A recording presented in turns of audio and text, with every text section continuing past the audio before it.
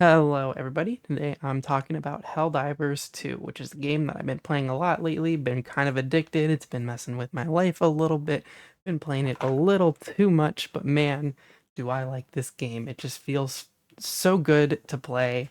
The shooting is fun, the enemies are really cool, and yeah, it's just a sick game. Super fun game. I love this game. Did I say that I really like this game? It's a good game. Anyways, I made a post responding to people who said that the game isn't woke, and I said that it is woke in my post, and it kind of popped off, attracting a bunch of really dumb people. So, in this video, I'm going to present my argument as to why I think that this game is woke, and I'm also going to talk about the pride flag discourse, which is separate but related to Helldivers 2 internet drama.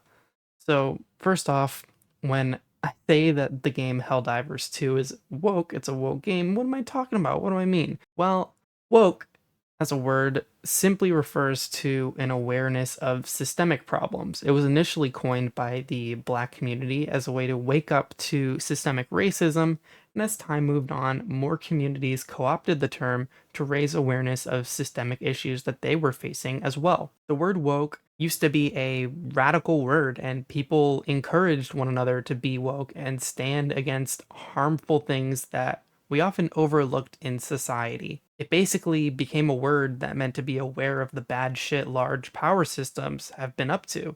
And that's the way I used the word in my initial post.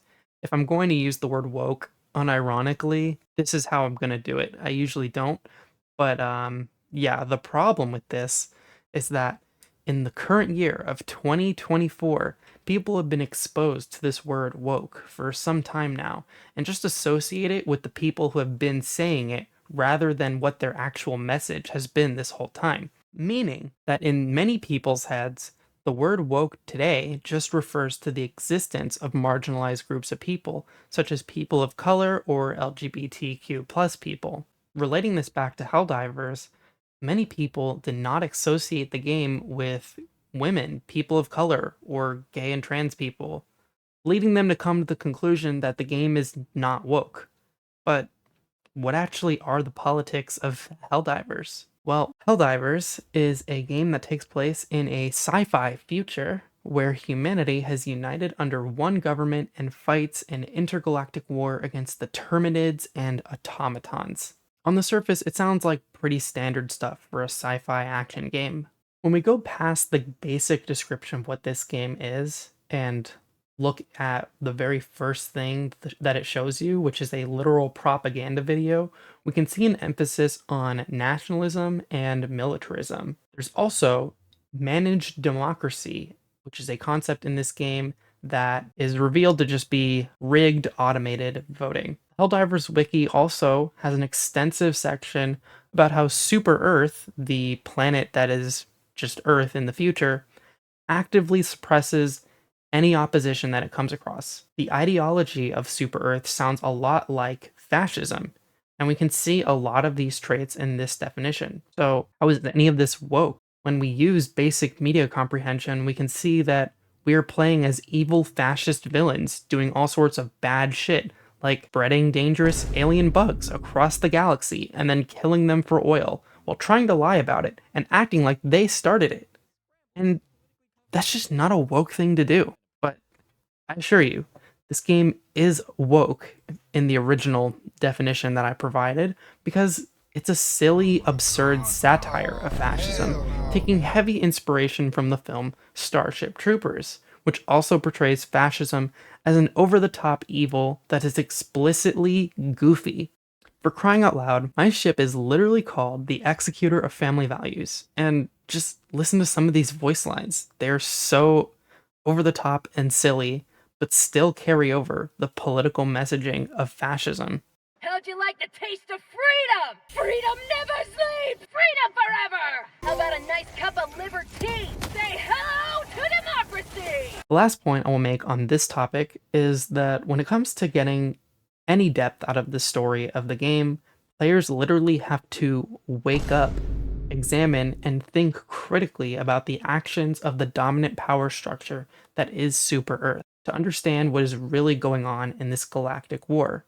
If that's not woke, I don't know what is. Moving on to the Pride Cape controversy. Apparently, on the official Helldivers 2 Discord server, a user asked if Arrowhead was willing to add in a rainbow cape for the LGBT Helldivers in the community, only for them to get insta-banned.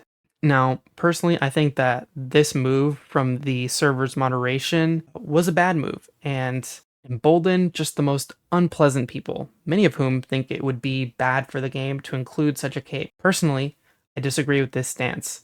I think that allowing players to have more ways to express themselves is a good thing, and Arrowhead seems to agree to some extent with a variety of cosmetic items for players to choose, as well as the ability to have different body types instead of genders for your Helldiver. You can also customize whatever voice you want on whatever body type.